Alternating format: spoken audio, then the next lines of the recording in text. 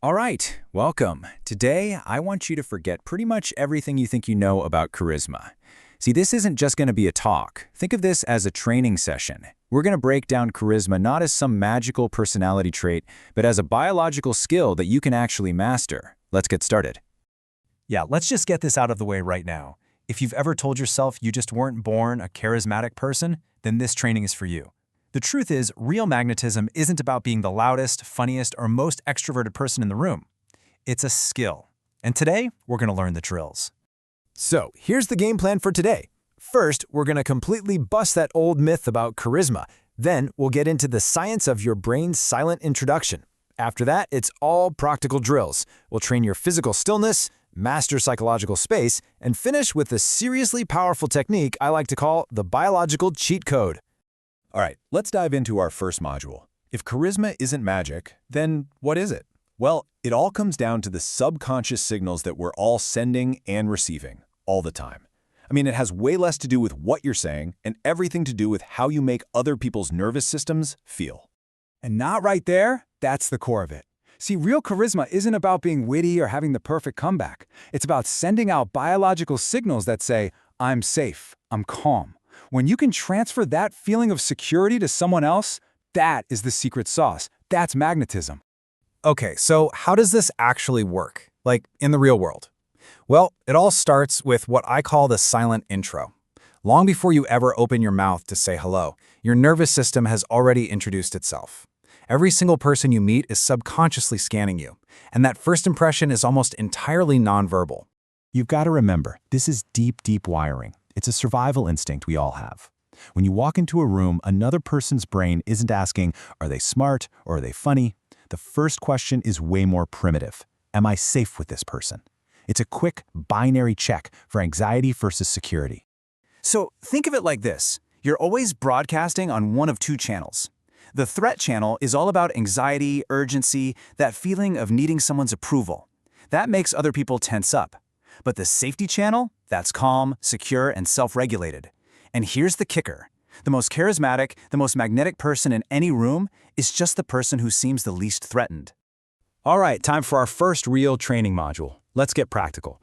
To signal safety, we have to start with the body. Why? Because your body can't lie. It just leaks the truth about how you're feeling inside, long before you've said a word. I love this idea. Think about it, right? When you're put on the spot, what's your first instinct? To jump in, to talk fast, get it over with. But that speed, it's a huge tell. It signals a need to resolve tension, which other people's brains read as pure anxiety. So here are 3 super simple, actionable drills you can start practicing today. First, before you answer a question, especially a tricky one, just build in a 1-second pause. That tiny delay shows you're in control. Second, consciously unclench and relax your jaw. We hold so much tension there. And third, work on minimizing fidgeting. The human brain sees physical stillness as power. This isn't about being rigid, it's about being grounded. Okay, so physical stillness is the bedrock.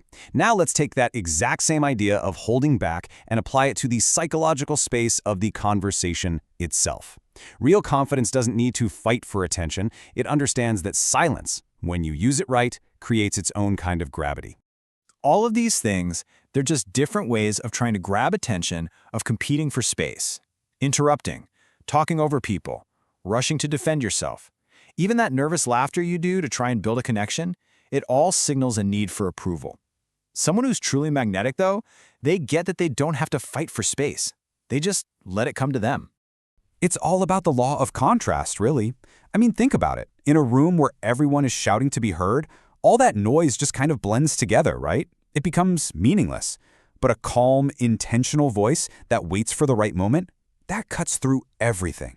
The key is to make every word count. That way, when you do speak, people lean in, they listen. Okay, our final module. And honestly, this one is probably the most powerful because it's like a biological cheat code.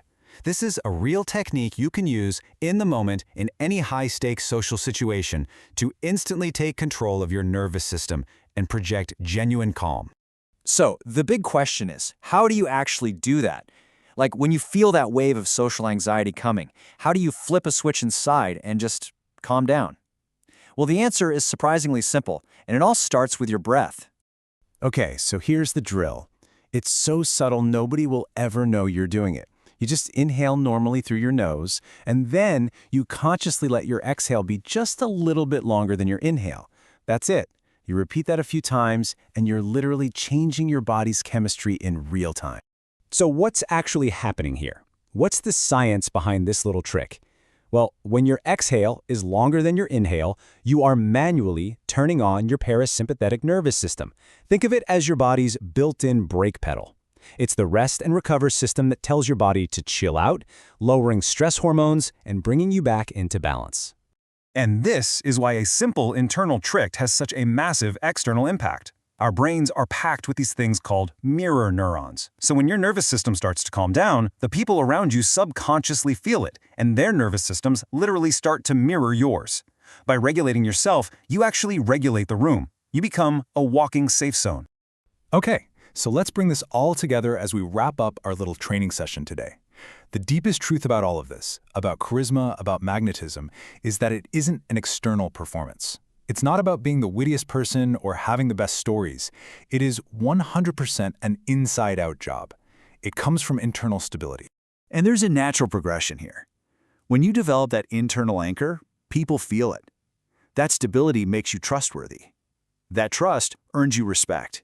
And that respect, well, it gives you a kind of quiet, effortless influence that never has to fight to be heard. That's real influence. So, I want to leave you with this final thought. For so long, we're taught we have to perform. We have to prove our worth. But you don't. You are allowed to simply exist in a space, calm and anchored in who you are. So I'll ask you, what becomes possible for you? What will you do when you finally stop performing?